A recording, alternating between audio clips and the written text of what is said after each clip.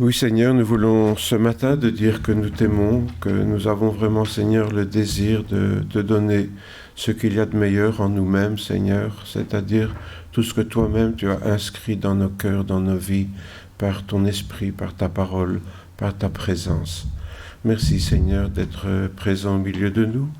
Merci d'être dans nos cœurs, dans nos vies, mais aussi au milieu de cette assemblée ce matin, selon ta promesse. Seigneur, te demandons de visiter nos frères et sœurs en souffrance qui n'ont pu être là ce matin. Te demandons dans ta grâce, Seigneur, de leur faire du bien, de leur visiter là où ils sont dans le nom de Jésus. Amen. Mais nous voulons nous pencher sur un autre texte de l'Écriture qui sera l'objet d'une série donc, de 6 cultes. Je me suis dit, je pourrais tout faire ce matin, mais on est encore là cet après-midi à 15h. Donc, je n'ai pas voulu vous imposer ça dans ma grande bonté. Donc, je l'ai partagé en 6 parties. Et cette première partie que nous verrons, c'est que le Seigneur est venu pour guérir les cœurs brisés, comme nous allons le voir tout de suite. Alors bien sûr, au début de son ministère, Jésus lui-même a défini la nature de son ministère, cette tâche qu'il était venu accomplir en s'incarnant, comme on l'a chanté ce matin, et c'est revenu plusieurs fois dans le thème des cantiques qui avaient été choisis. Et donc, cette incarnation du Seigneur, elle avait un but, bien sûr, et Jésus lui-même va le définir, comme nous allons le voir tout de suite. En fait, il l'a fait dans la synagogue de Nazareth, où il avait grandi. Nous savons qu'après leur retour d'Égypte, Joseph et Marie ont été s'installer à Nazareth, où Joseph était charpentier et où Jésus vraisemblablement a appris le métier de son père. Et donc, c'est là qu'il a grandi, et comme tous les enfants, il allait à la synagogue. Et à partir de 12 ans, à partir de la bar mitzvah, vous savez, les petits juifs ont le droit de lire la Bible en public, du moins les garçons, pas les filles. Tant pis pour vous, mesdames. Mais voilà, donc Jésus vraisemblablement connaissait bien cette synagogue où à plusieurs fois il a lu la Bible, et traditionnellement donc il y avait un rabbin ou un personnage de passage qui commentait le texte qui avait été lu. Mais un certain jour, donc Jésus a lu un passage du prophète Ésaïe, et puis il en a assuré lui-même le commentaire. Et nous savons que ce que Jésus a dit en commentant ce texte d'Ésaïe, comme nous allons le voir, a perturbé les auditeurs. Alors voici donc ce passage qui se trouve dans l'évangile de Luc au chapitre 4. Jésus se rendit à Nazareth où il avait été élevé. Il entra selon sa coutume dans la synagogue le jour du sabbat. Il se leva pour faire la lecture, et on lui remit le livre du prophète Ésaïe. Il ouvrit le livre et trouva le passage où il était écrit « L'Esprit du Seigneur est sur moi, parce qu'il m'a oint, pour guérir ceux qui ont le cœur brisé, pour annoncer la bonne nouvelle aux pauvres. Il m'a envoyé pour proclamer aux captifs la délivrance, et aux aveugles le recouvrement de la vue, pour renvoyer libres les opprimés, pour proclamer une année de grâce du Seigneur. » Puis il roula le livre, le rendit au serviteur et s'assit. Les yeux de tous dans la synagogue étaient fixés sur lui. Alors il se mit à leur dire « Aujourd'hui, cette parole de l'Écriture que vous venez d'entendre est accomplie. » Ou plus exactement, le mot « parole » n'est pas dans le texte. « Aujourd'hui, cette Écriture que vous venez d'entendre est accomplie. » Ce sera donc le titre général de cette série que je vais partager avec vous. Alors vous le voyez, la première chose que le Seigneur dit, l'Esprit du Seigneur est sur moi pour guérir, ou m'a oint, pour guérir ceux qui ont le cœur brisé. Alors le prophète Ésaïe donc annonce que le Messie recevra l'onction de l'Esprit Saint et sera envoyé vers son peuple, puisque tout le monde avait bien compris en Israël que ce texte concernait la venue du Messie. Et la première chose, comme on vient de le voir, c'est pour guérir ceux qui ont le cœur brisé. Deuxièmement, pour annoncer la bonne nouvelle aux pauvres, on verra ça plus tard. Troisièmement, pour proclamer aux captifs la délivrance, pour proclamer aux aveugles le recouvrement de la vue, pour renvoyer libres les opprimés et pour proclamer une année de grâce du Seigneur. Voilà donc en résumé ce que le prophète Ésaïe lit dans ce texte. Si vous lisez le prophète Ésaïe, vous verrez qu'il y a une petite différence. Ici, c'est le texte en grec que Luc a cité, mais Jésus l'a probablement lu en hébreu. Il y a quelques petites variantes dans la traduction grecque. Ensuite, Jésus affirme aux habitants de Nazareth, « Aujourd'hui, cette écriture est accomplie ». Alors évidemment, puisque cette promesse du prophète Ésaïe concernait le Messie, en disant « Aujourd'hui, cette écriture est accomplie », Jésus se présente comme le Messie aux yeux de ses compatriotes, ses concitoyens de Nazareth, qui évidemment ne s'attendaient pas à pareille déclaration de ce petit menuisier de village, là, qui tout d'un coup vient dire « Voilà, le Messie, ne cherchez plus, c'est moi ». On peut comprendre donc qu'il y a eu des réactions quelque peu violentes, mais ce n'est pas mon propos ce matin. On reprend donc chaque point de la lecture de Jésus en commençant par la conclusion que le Seigneur lui apporte. Donc, aujourd'hui, donc, cette écriture est accomplie. Alors, si c'était vrai pour les gens de Nazareth aujourd'hui, de leur temps, c'est forcément vrai pour nous aujourd'hui, 2000 ans après, puisque ça a commencé il y a 2000 ans. Autrement dit, tout ce que nous venons de lire du prophète Ésaïe et concernant Jésus, nous concerne aussi.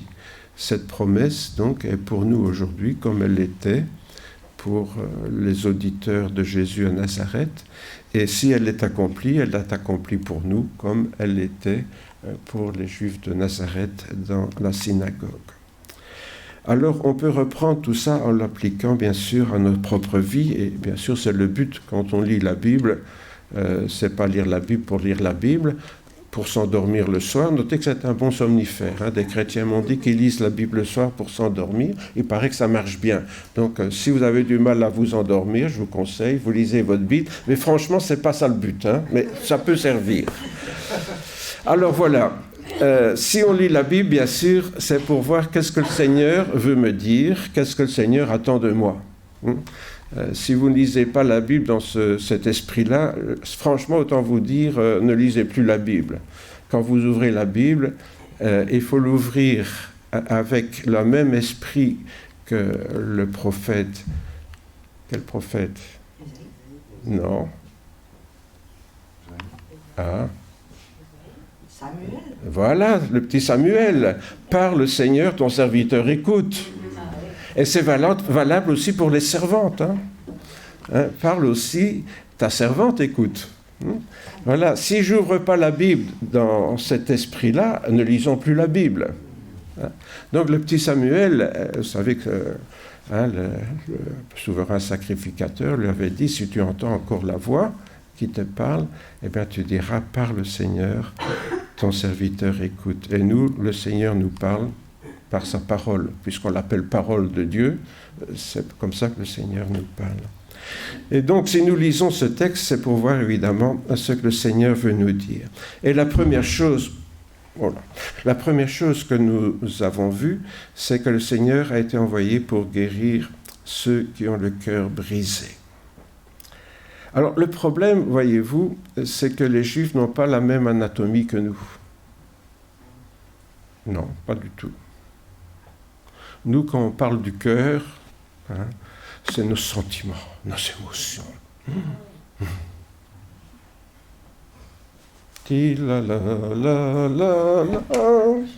Voilà, donc c'est l'émotion, le patriotisme, tout ce que vous voulez.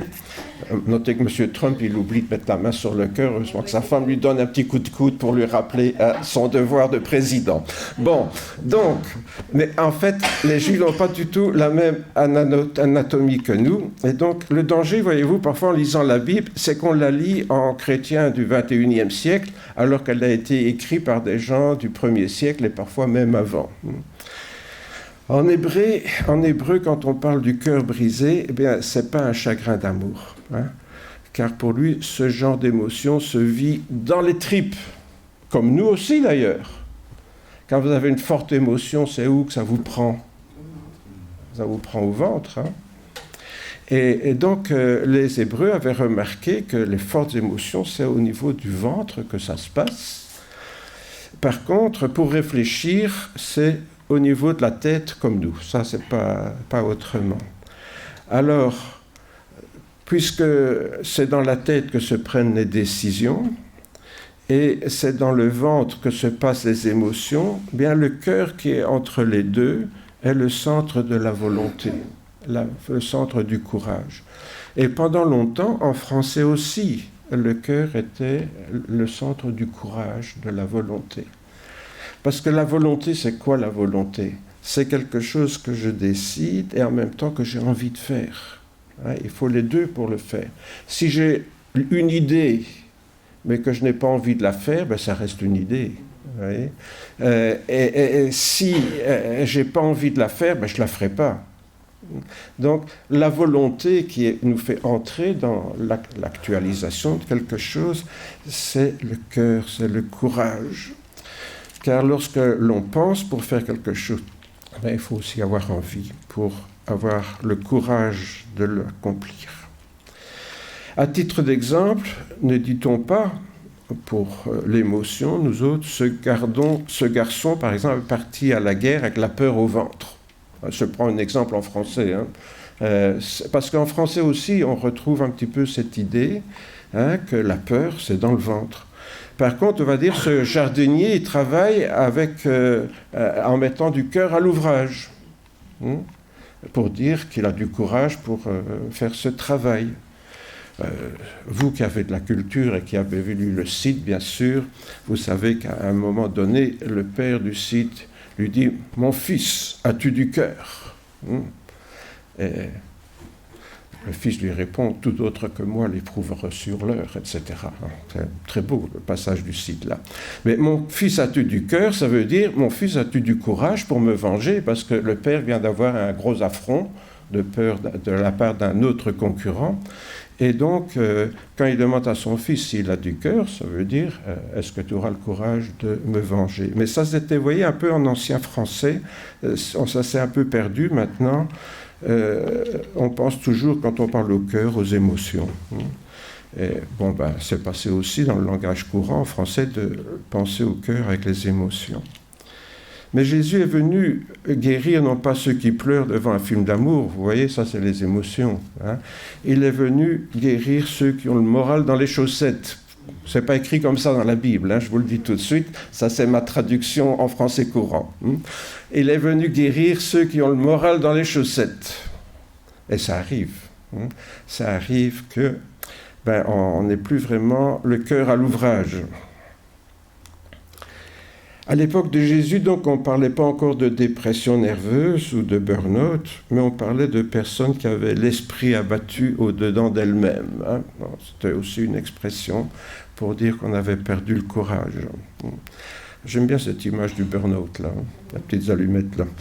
Donc, c'est vrai qu'on peut par moments passer par des moments de découragement, et même de découragement qui nous affectent au niveau physique. Hein, puisque maintenant on parle de burn-out et il y a plus en plus d'infirmières, par exemple, qui sont en burn-out, j'ai entendu, hein, parce que, à cause du surmenage, on leur demande de faire des choses impossibles physiquement et à un moment donné, elles craquent et on peut le comprendre. On était donc déjà à l'époque du Seigneur très conscient que c'était une maladie qui avait besoin d'être guérison. Et c'est pour ça que Jésus est venu guérir ceux qui ont vraiment ce cœur brisé, ce découragement profond dans le cœur, qui n'ont plus le cœur à rien, comme on dit d'ailleurs. Hein. C'est une autre manière de parler du courage. Hein, quand vous dites « j'ai plus le cœur à rien », ce n'est pas les émotions, là, c'est le courage de le faire. Donc, ceux qui n'ont plus le cœur à rien, qui ont le cœur brisé, Jésus est venu les guérir. Et déjà le psalmiste disait « Des extrémités de la terre, je t'invoque, le cœur abattu, hein, ou défaillant. Conduis-moi sur le rocher qui est trop élevé pour moi, car tu es pour moi un abri, une tour forte en face de l'ennemi. » Souvent, ce découragement dans les psaumes se trouve apparaître, je veux dire, quand David, par exemple, est face à ses ennemis, mais des ennemis physiques, hein, des personnes, parce qu'il est en guerre, et toute sa vie, finalement, David sera en guerre. Il va d'abord être poursuivi par le roi David, qui n'aime pas la concurrence, et alors, il veut éliminer la concurrence, c'est-à-dire David, et pendant 10 ans, vous le savez, le roi David, enfin, il n'était pas encore roi, il était simplement un chef de guerre qui courait dans le maquis pour échapper au roi Saül. Mais notez que David adopte ici la meilleure réaction. Au lieu d'arrêter de prier et de lire la Bible, comme certains chrétiens quand ils sont découragés, lui, il recherche l'aide du Seigneur. Des extrémités de la terre, je t'invoque le cœur abattu. Pourquoi ? Car tu es pour moi un ennemi. Il a la bonne réaction. Au moment où il est découragé, c'est le moment où il se rapproche le plus du Seigneur. Il a compris que c'est dans ces moments-là qu'on a besoin de vraiment se rapprocher du Seigneur et non pas de s'en éloigner. Aussi, quand David demande à Dieu de l'aider à grimper sur le rocher qui est trop élevé sur lui, vous l'avez compris, c'est pour se mettre à l'abri de l'adversaire, il exprime la perte de courage de quelqu'un qui est un petit peu au bord du burn-out. Mais il est conscient de son état et il demande à Dieu de l'aider. Il demande à Dieu de lui tendre la main, en quelque sorte, pour l'aider à se mettre à l'abri du danger. Alors, toute difficulté peut paraître impossible à surmonter et il est persuadé qu'il n'y arrivera pas seul. Vous voyez, David a la bonne réaction là. Il a compris que c'est justement dans ce moment-là qu'il a besoin du Seigneur plutôt que de dire « à quoi bon être chrétien » ou « à quoi bon être croyant ». Donc il se tourne vers le Seigneur et il veut trouver en lui son secours et c'est quelque chose qui revient, je dirais, de manière permanente quand vous lisez les psaumes. Hein, sans cesse, David va chercher auprès du Seigneur son aide, son secours. David était confronté, bien sûr, à des ennemis qui étaient, je viens de le dire, des personnes. C'était des guerriers qui avaient devant lui. Ce n'était pas des contrariétés comme ils peuvent nous arriver, mais c'était vraiment un danger qui risquait de le mettre à mort, tout simplement.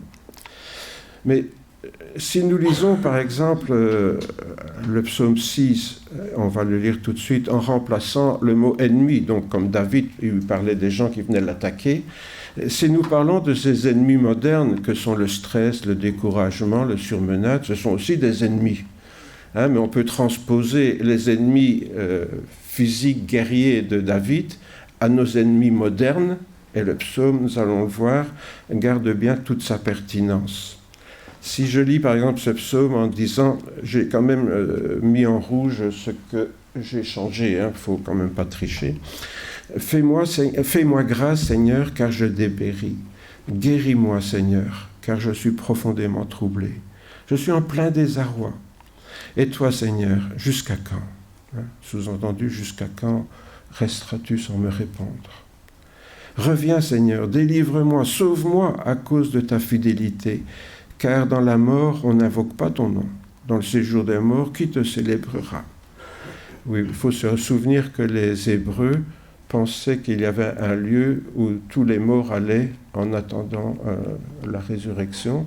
Donc, c'était le Sheol, hein, un lieu souterrain. Il le situait, vous savez aussi une autre notion de la géographie que nous. Hein. Il considérait ce Sheol comme le lieu du séjour des morts, comme beaucoup de personnes dans l'Antiquité d'ailleurs. Hein.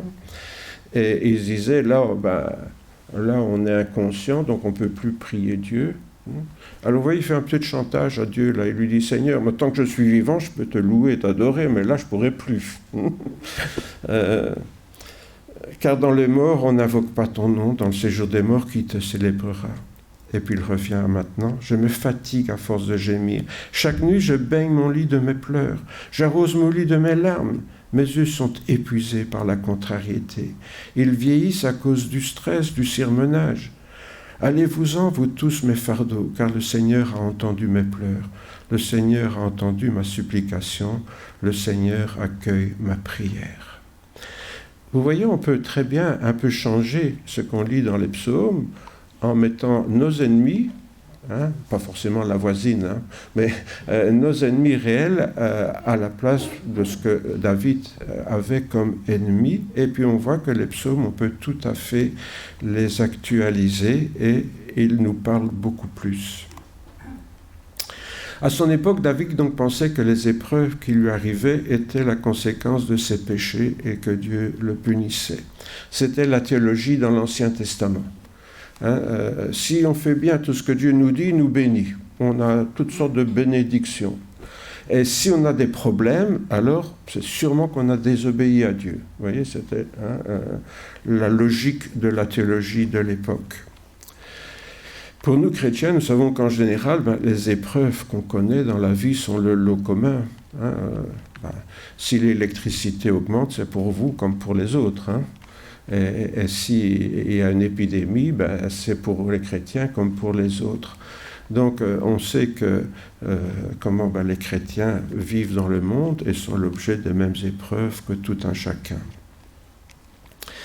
Mais les croyants se voient parfois imposer une sorte de légalisme religieux qui leur impose des règles très sévères, si bien que leur foi elle-même est une source de découragement. C'est un paradoxe que personnellement j'ai remarqué chez des chrétiens, c'est que c'est leur propre foi qui devient un fardeau. Combien de fois j'ai entendu des chrétiens qui regardaient donc le fait d'être chrétien comme plus difficile que de ne pas l'être, et même de regretter le temps où ils n'étaient pas chrétiens. Vous voyez ? Autrement dit, en devenant chrétiens, ils ont l'impression qu'ils ont un fardeau sur les épaules. Et là, il y a quand même un problème, parce que Jésus a dit, « Venez à moi, vous tous qui êtes fatigués et chargés, et je vous donnerai du repos, car mon fardeau est léger, mon joug est doux. » Et donc, si on se trouve avec des chrétiens qui considèrent leur foi comme un fardeau, il y a un problème.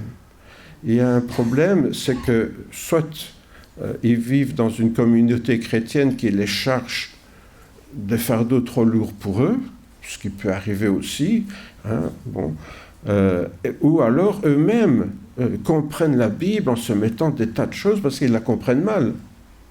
Et finalement, ils comprennent la Bible à force de lire l'Ancien Testament, et ils en viennent à dire « Ah oui, mais si on est chrétien, on ne peut pas faire ça, on ne peut pas faire ça, on ne peut pas faire ça, on ne peut plus rien faire. » Alors, à quoi ça sert d'être chrétien?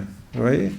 Ils n'ont pas compris ce qu'est la liberté en Christ, et ils se voient prisonniers et accablés par leur propre foi. Ce qui est quand même un paradoxe. Ce qui devrait les délivrer et les guérir devient quelque chose qui est difficile à porter. Et alors, c'est là que je demanderai à ma femme de venir jusqu'ici pour nous lire le psaume d'Asaph. Ce n'est pas un psaume de David, c'est celui qui était un des chefs des chœurs de l'époque. Et je vous ai mis cette dame qui regarde avec envie ailleurs que dans la Bible qu'elle était en train de lire. Je trouvais que son regard était très significatif. Je ne suis pas misogyne, mais je n'ai pas trouvé d'homme qui avait un regard pareil. Voilà. Alors je vais laisser Françoise nous lire ce psaume d'Asaph pour nous. Voilà. Ouais, c'est ça, c'est bien. Comme ça, tu as un bon distance. Donc le psaume qui appartient au recueil d'Asaph. Dieu est vraiment bon pour Israël, pour tous ceux qui ont le cœur pur. Pourtant, j'ai bien failli faire un faux pas. Il s'en est fallu d'un cheveu que je tombe. J'ai vu en effet ceux qui ont renié Dieu. J'ai vu que tout leur réussit, et j'ai envié ces insolents. Ces gens-là n'ont jamais d'ennui. Ils sont gros et gras. Ils ne connaissent pas la peine des hommes. Les coups durs sont pour les autres, pas pour eux.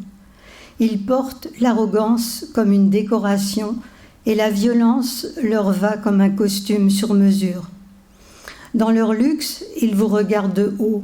On voit bien tout ce qu'ils imaginent. Ils se moquent. Ils parlent méchamment, d'un air supérieur. Ils ne parlent que d'opprimés. Ils ouvrent la bouche pour s'attaquer au ciel, et leur langue n'épare rien sur la terre. C'est pourquoi tout le monde se tourne vers eux et boit leurs paroles comme de l'eau. Ils déclarent « Dieu ne peut rien remarquer. Comment peut-il savoir, celui qui est là-haut ?» Regardez-les, ces gens sans foi ni loi, toujours à l'abri des ennuis. Ils améliorent leur situation. C'est donc pour rien que je suis restée honnête et que j'ai lavé mes mains en signe d'innocence. Tous les jours, j'endure toutes sortes de peines. Chaque matin, je suis au supplice. Mais si je me décidais à parler comme eux, je serais traître envers tes fils, mes compagnons. J'ai voulu y réfléchir pour comprendre, mais tout cela m'a paru trop difficile, jusqu'au jour où, entrant dans ton sanctuaire, j'ai compris quel sort les attendait. En fait, tu les mets sur une pente glissante, tu les fais tomber dans un piège. Ah, comme en peu de temps ils sont réduits à rien, finis, anéantis par une terreur soudaine. Seigneur, dès que tu entres en action, ils se réduisent à rien, comme les images d'un rêve lorsqu'on s'éveille. Quand j'étais plein d'amertume, choqué au plus profond de moi-même, j'étais stupide, je n'y comprenais rien, comme une vraie bête devant toi. Pourtant, je suis toujours avec toi. Tu m'as saisi la main droite, tu me conduis selon ton plan et tu me recevras avec les honneurs.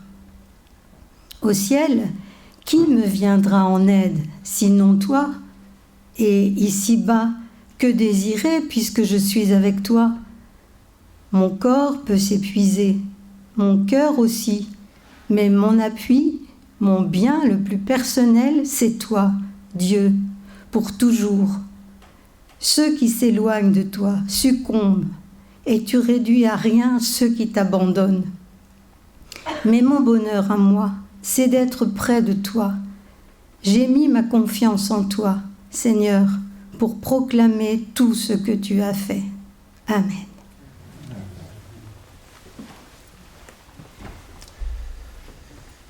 Voilà quel beau psaume, hein. C'est tellement réaliste, tellement vrai, ce que dit Asaph dans ce passage. Et c'est vrai qu'il a l'honnêteté de dire, voilà, j'étais comme une bête, j'étais stupide. J'ai commencé à raisonner comme les gens qui ne te connaissent pas. Et puis il peut terminer en disant, mon bonheur à moi, c'est d'être près de toi. Il a compris quelle était la vraie nature du bonheur, c'est-à-dire un bonheur spirituel. Et justement, ce psaume montre bien le mécanisme du découragement pour les chrétiens. En fait, c'est quand on finit par banaliser notre privilège d'être un enfant de Dieu. On considère comme sans vraiment importance, comme pas quelque chose de vraiment extraordinaire, d'être devenus les enfants de Dieu. Et lorsqu'on banalise notre relation avec le Seigneur, alors, par effet de réaction, on commence à admirer la réussite sociale et les bonheurs passagers que peuvent connaître les gens autour de nous qui ne connaissent pas Dieu. Et vous voyez, c'est un système de bascule. Plus on se rapproche du Seigneur, moins on a tendance à donner de la valeur à certaines choses dans le domaine matériel. Et plus on s'éloigne du Seigneur, on bascule de l'autre côté, plus on donne de valeur aux mêmes choses que les gens du monde qui ne connaissent pas Dieu. Et ce psaume d'Asaph, je trouve, montre bien ce mécanisme-là. À un moment donné, le psalmiste a commencé à regarder les autres, dire mais c'est quand même pas normal, moi qui suis chrétien, j'ai plus de problèmes qu'eux. Et il n'a pas réalisé, il dit moi qui suis croyant, la valeur de ce que ça veut dire, moi qui suis croyant. Et puis finalement, il retombe sur ses pieds et il dit mais finalement mon bonheur c'est quoi? C'est d'avoir le Seigneur près de moi. Qu'est-ce que je peux espérer de plus grand ici-bas que ça? Et le psalmiste exprime très bien ces choses, et je voulais donc demander à Françoise de lire l'entièreté du psaume, qui est un peu long, mais qui nous parle tellement aujourd'hui. Vous savez, parfois on est comme des causes de riches, nous autres chrétiens, parce qu'on dit nous sommes enfants de Dieu. Ça doit quand même donner quelques petits avantages, non? Trouvez pas, vous? Vous savez, tous ceux qui sont nés avec une cuillère d'argent dans la bouche, comme on dit, estiment qu'ils ont certains droits. Et nous, parfois, en tant que chrétiens, qui sommes nés de nouveau, on est devenus les enfants de Dieu, nous, mais Seigneur, quand même, je suis ton fils, je suis ta fille, ça devrait quand même me donner certains privilèges, quand même. Jamais être malade, jamais avoir de problème d'argent, d'avoir des enfants parfaits, un mari charmant, une femme parfaite. Ça serait normal, quand même, qu'au moins tu me donnes le minimum, quoi. Et vous voyez, mais qu'est-ce qu'on fait, là? On raisonne comme les gens du monde. On est choqué quand on entend des dictateurs qui se croient au-dessus des lois dans d'autres pays, que je ne citerai pas aujourd'hui, mais que nous connaissons bien. Et nous, en tant que chrétiens, on voudrait être au-dessus de la loi commune, que tous les êtres humains sont logés à la même enseigne. Non, nous, on raisonne déjà comme ceux qui ont des privilèges et qui estiment que leurs privilèges les met au-dessus des autres. Devrait leur donner des avantages sur les autres, la santé, la prospérité, que tout baigne dans leur vie, et autrement dit, avoir tous ces bénéfices auxquels aspirent les gens qui ne connaissent pas le Seigneur.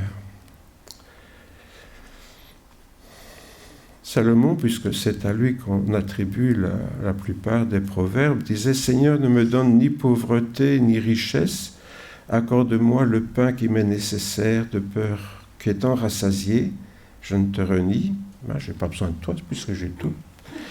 Et que je ne dis qui est l'Éternel. Je n'ai pas besoin de Dieu, moi. J'ai tout ce que je veux.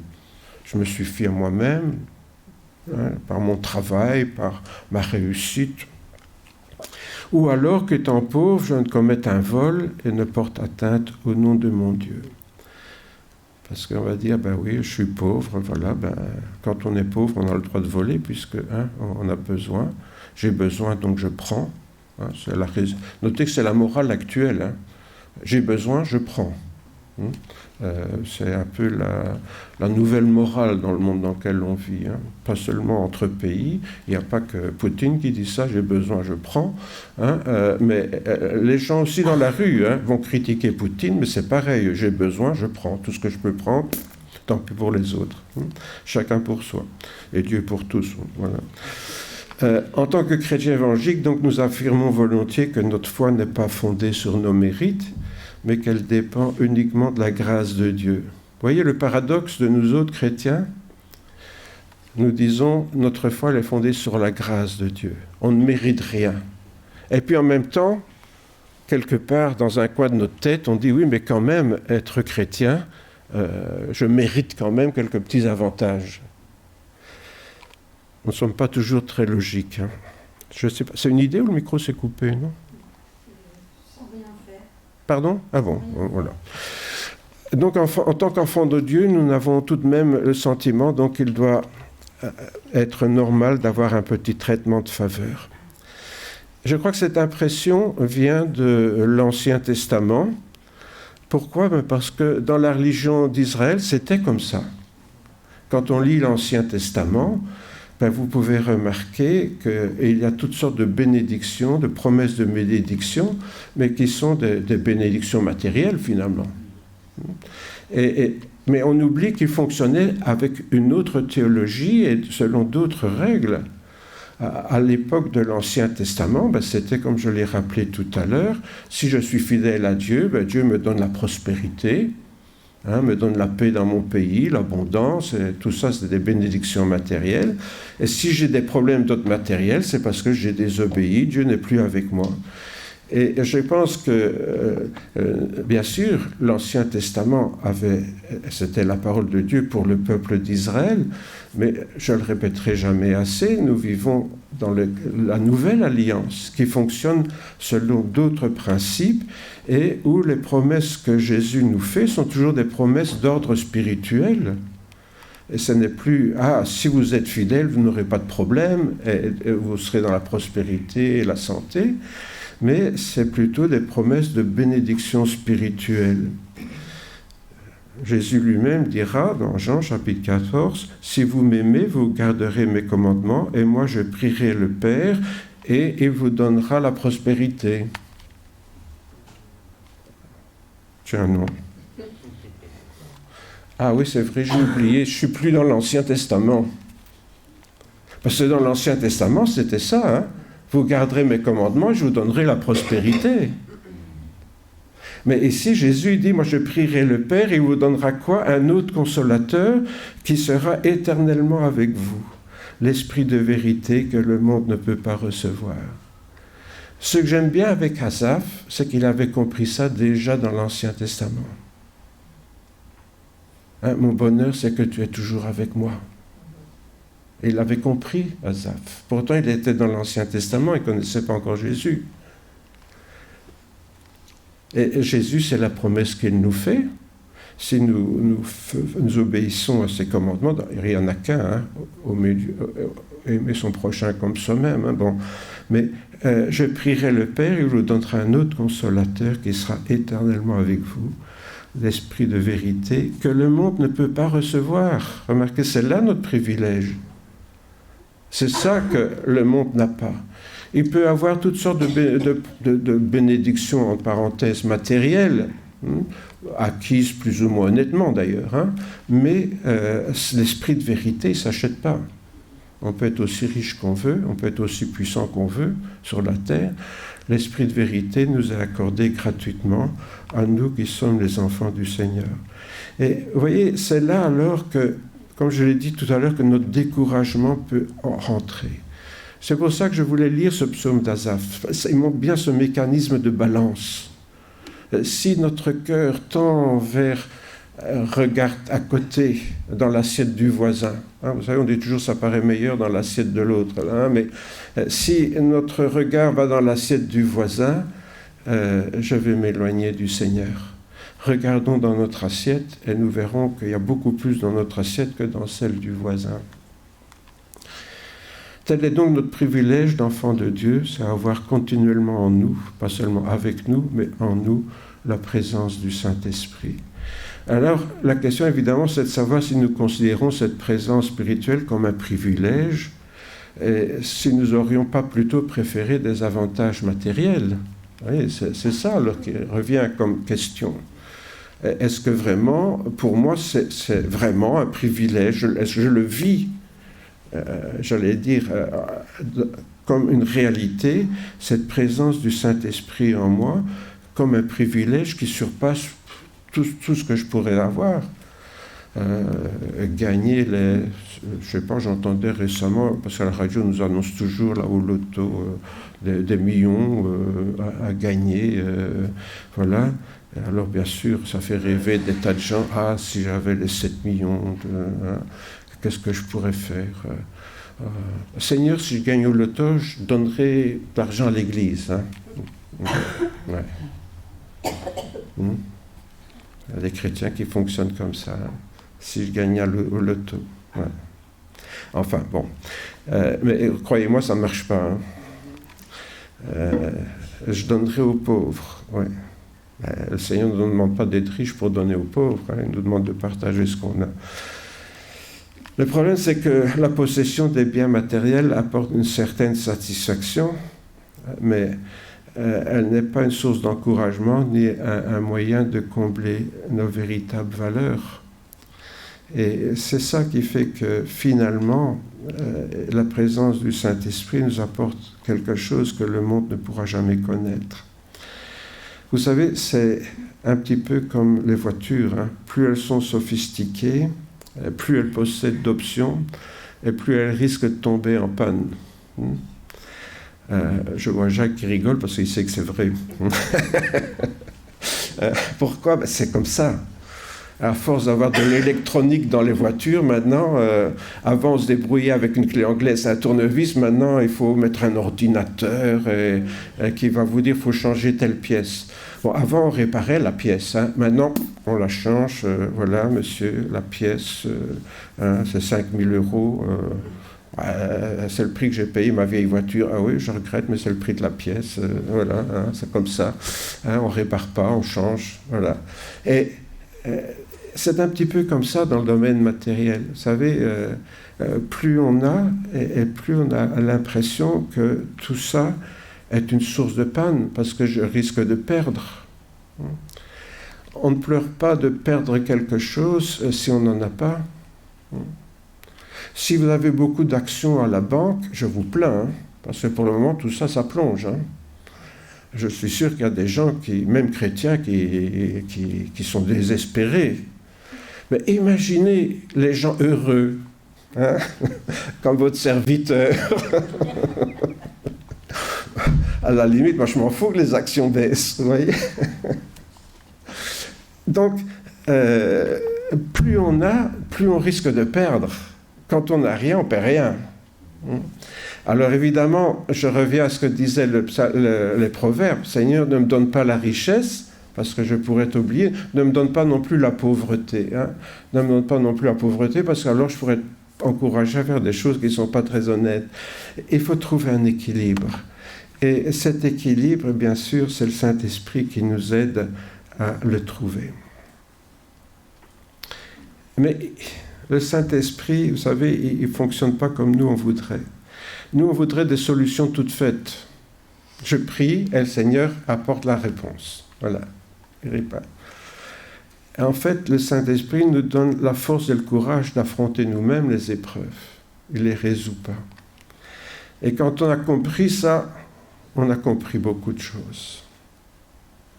Je répète, le Saint-Esprit ou Dieu ne résout pas les problèmes. Comme je l'entends trop souvent dire par des chrétiens. Ah, j'ai un problème, je prie, le Seigneur répond. Oui, ça marche parfois quand on vient de se convertir et qu'on n'a pas encore compris comment marche la vie chrétienne. Et puis après, au fur et à mesure que le Seigneur nous enseigne, il va dire, bon, maintenant, ils vont quand même se comporter en adultes, quoi. C'est certain, quand on est un enfant, on commence par apporter la solution à ses problèmes. Hein, mais au fur et à mesure qu'il grandit, on va dire, bon, ben maintenant, tu es assez grand, réfléchis, tu vas trouver la solution tout seul. C'est ce que fait Dieu avec nous. Hein. Nous sommes ses enfants. Il ne faut pas vous plaindre. Hein. Si vous êtes enfant de Dieu, il vous traite comme ses enfants. C'est-à-dire, quand vous êtes un bébé, il vous traite comme un bébé, mais plus vous grandissez, et plus il voudra que vous preniez vos propres responsabilités avec son aide et sa lumière. Mais le coup du bébé à qui on fait tout, hein, excusez-moi de dire ça, mais le Seigneur ne va pas vous essuyer le derrière jusqu'à 20 ans hein, ou à 50 ans. Hein. Or, il y a des chrétiens, chaque fois qu'ils ont un problème, je suis poli, dans leur vie, ils voudraient que le Seigneur vienne réparer ça. Non, le Seigneur va nous aider à affronter nos problèmes au fur et à mesure que l'on va grandir. On ne va pas rester des petits bébés avec des couches toute notre vie.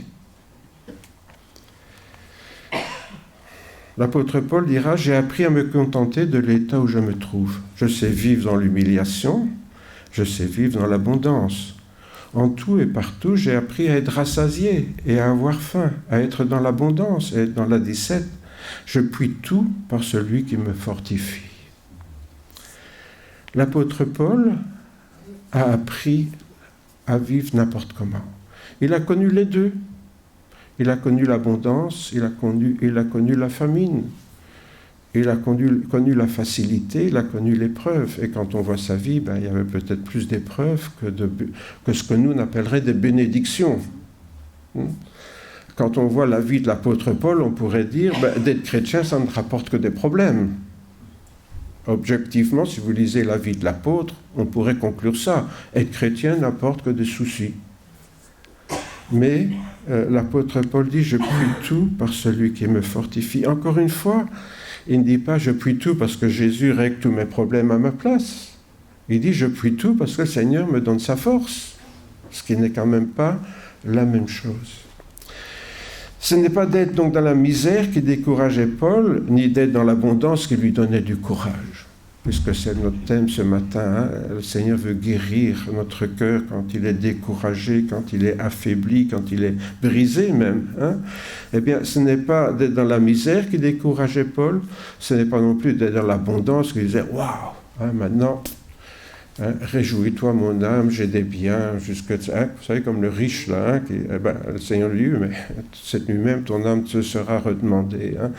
Non, l'apôtre Paul avait compris tout ça, et il puisait sa force dans la présence du Seigneur en lui, et encore une fois, on revient à Asaph. Hein. Mon bonheur, c'est de t'avoir près de moi. C'est ça. Dans les pays où les chrétiens sont libres de vivre dans une relative abondance, ils sont souvent découragés à la moindre contrariété. « Ah, je me suis cassé un ongle. » Le drame. Le drame. Je me suis cassé un ongle. « Seigneur, où es-tu » Voilà. Hein je me suis cassé un ongle, mais c'est la terre qui s'effondre, en fait, c'est la fin du monde. Vous voyez, je pense que quand on vit dans un monde comme le nôtre, où on a quand même, on ne meurt pas de faim, la moindre truc nous paraît un drame. Et je le répète parfois, il y a des chrétiens qui disent « Ah, tu sais ce qui m'est arrivé cette semaine ?» Et ils me racontent quelque chose que si moi ça m'arrive, j'en parle même pas à Françoise, en fait c'est un détail, quoi. Mais il y a des gens, le moindre truc, c'est une épreuve du Seigneur, une attaque de Satan. Ça, c'est le plus spirituel. Hein. Ils sont toujours attaqués par Satan. Je ne sais pas si vous avez remarqué, il y a des chrétiens qui sont toujours attaqués par Satan. Pourquoi ? Parce que ça montre qu'ils sont tellement dangereux pour Satan que Satan les attaque tout le temps, parce que s'ils n'arrivent pas à les vaincre, alors Satan est perdu. Quoi. Vous voyez ?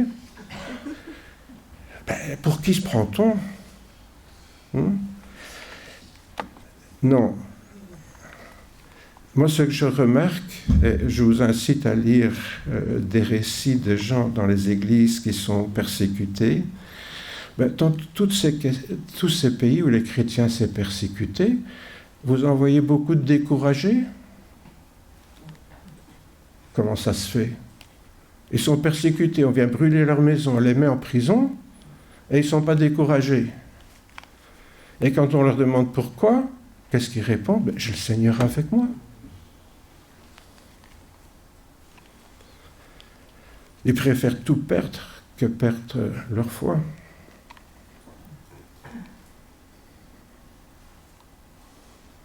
L'Afghanistan, qui est en tête de liste. Bien sûr, la Corée du Nord, la Somalie, etc. Tous ces pays en... Ah oui, ça ne se voit pas beaucoup là sur la carte. Hein, tout... Tiens, Ah non. Je cherchais J'avais un laser avant. Ah ben voilà, oui.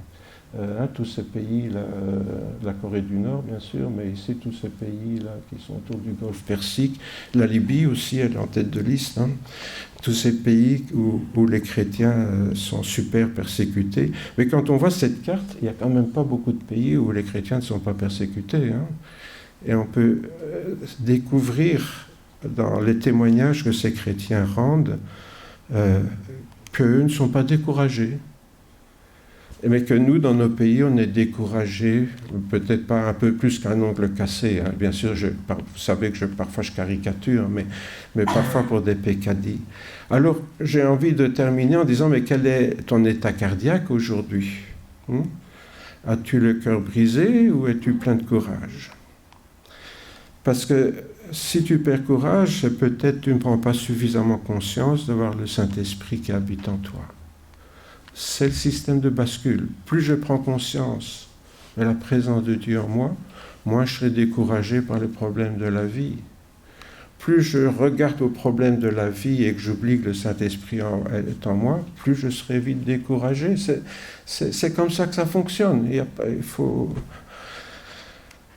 Ou peut-être n'as-tu jamais laissé venir habiter le Saint-Esprit en toi pour te guérir. C'est possible aussi. Moi, je ne vous connais pas chacun en particulier.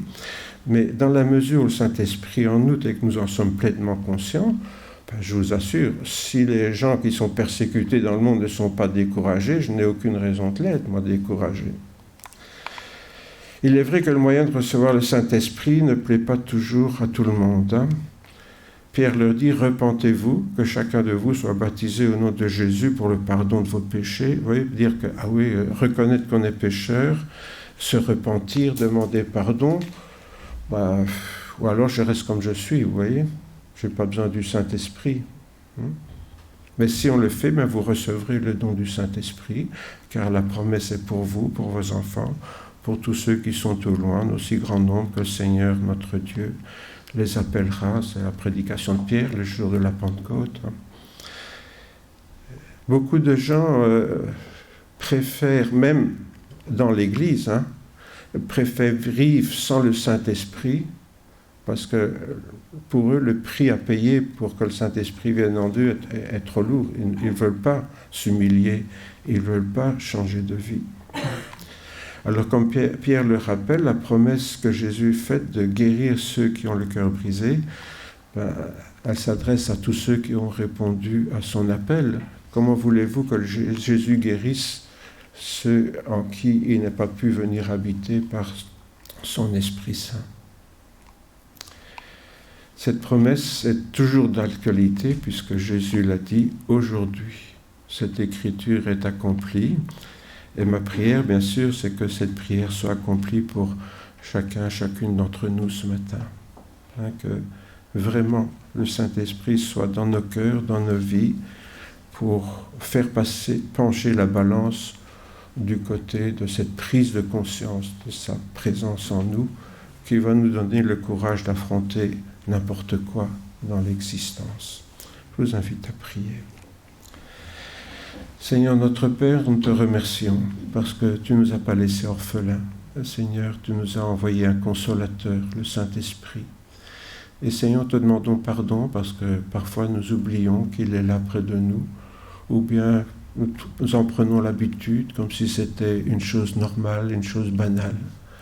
Et nous n'accordons pas vraiment de valeur à ce privilège qui est le nôtre de devenir enfant de Dieu, de savoir que tu habites dans nos cœurs, dans nos vies, et d'y trouver, Seigneur, notre force et notre courage au quotidien pour affronter les chagrins, les difficultés, les contrariétés de l'existence.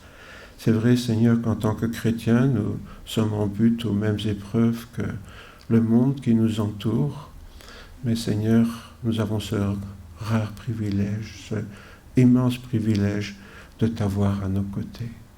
Seigneur, quand nous l'oublions, donne-nous de relire ce psaume 73, ce psaume d'Asaph, de réaliser que peut-être nous sommes stupides comme les bêtes, que nous ne prenons pas conscience que tu es près de nous, en nous, avec nous. Oui, Seigneur, pour cela, nous te disons merci du plus profond de notre cœur. Amen.